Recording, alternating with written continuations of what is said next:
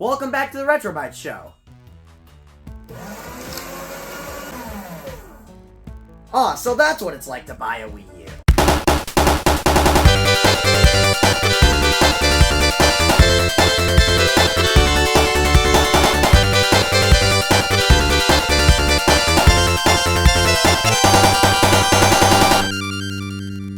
The Wii U!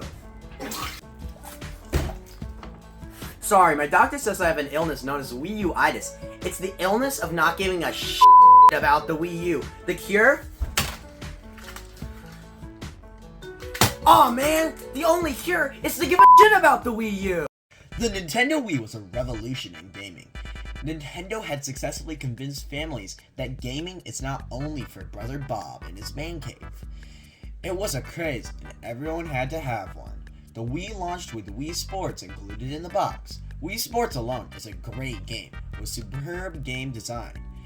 The Wii could not have sold as many units as it did if it wasn't for Wii Sports. With something so popular as the Wii, it was inevitable that there would be a follow-up of some sorts. On April 25th, 2011, Nintendo announced the Wii U to mixed reactions. Some people were confused on what it was and why the controller looked the way it did, but Nintendo fans were still hopeful that the release would answer all their questions. The Wii U released November 18th, 2012, and by the end of its life, it had only sold 13.56 million units. That's 874 million less than the Wii, making it the worst-selling Nintendo home console ever and losing Nintendo nearly $50 million. When writing for this episode, I had to think, am I gonna make this episode a positive video on the Wii U or a negative video on the Wii U? So I asked my friend Joe for help. Joe answered with, quote, "What the fuck is a Wii U?" The Wii U probably has some of the worst marketing of any video game console ever. Maybe other than that weird PS3 baby commercial. Instead of focusing on the new games and the console itself, it focused on the Wii U gamepad. All the ads had lines like, "the brand new controller," or "a new way to play." This made the Wii U sound like a tablet accessory for the Wii. The title didn't help with this confusion. The title, at first glance, seems like an add-on for the Wii, and this caused the following naming scheme as other Wii accessories like the Wii Zapper or the Wii Wheel. What didn't help with this was the fact that general audiences that the Wii targeted didn't need a new Wii anyways. They didn't care about graphics or new games, cause all they did was buy a Wii for Wii Sports and some Netflix, and maybe down the line pick up other game like Mario Kart or New Super Mario Bros. Those people, no matter the ads qualities, probably would not buy a Wii U. Another problem is that they heavily marketed the Wii U with New Super Mario Bros. U.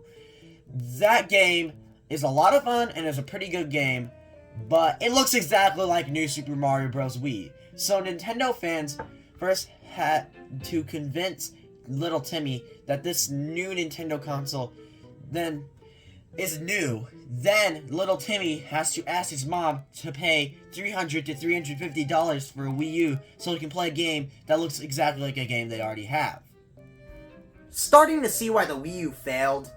Also, really, Nintendo? $300 for the basic set and $350 for the deluxe? That would seem fine, but it's selling really bad. They should have gotten it down to $200 by 2017. But no, instead, they got rid of the basic set and made the deluxe set $300. And guess what? At the same time as the Wii U was out, another Nintendo console was out on the market. It had been out for 1 year at the time. Let's see what games the Wii U had and if the 3DS had a counterpart. Mario Kart 8 is a great game, but the 3DS has Mario Kart 7. Yoshi's Woolly World on the Wii U is a fun and exciting great game with really interesting visuals and great graphic design.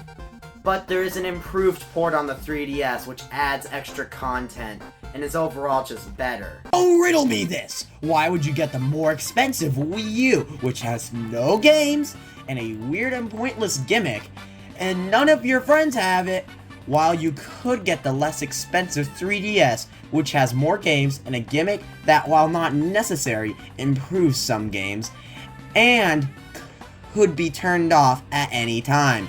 And damn, man, the Wii U console itself is literally just like the Wii, but someone took a sander to the edges. They're the same picture. And made it rounder. But I'm not soulless. So let's see some good things about the Wii U. Super Mario Maker.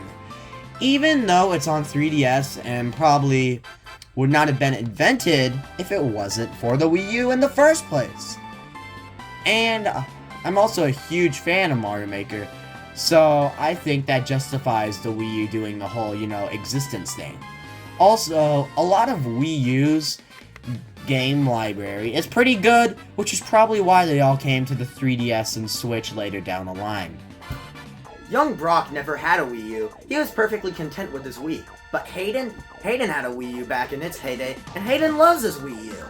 The amount of fun Hayden and I had with the Wii U, whether that's just making it into a portable, or playing Kirby's Epic Yarn multiplayer while using the backwards compatibility with the Wii, is just the best.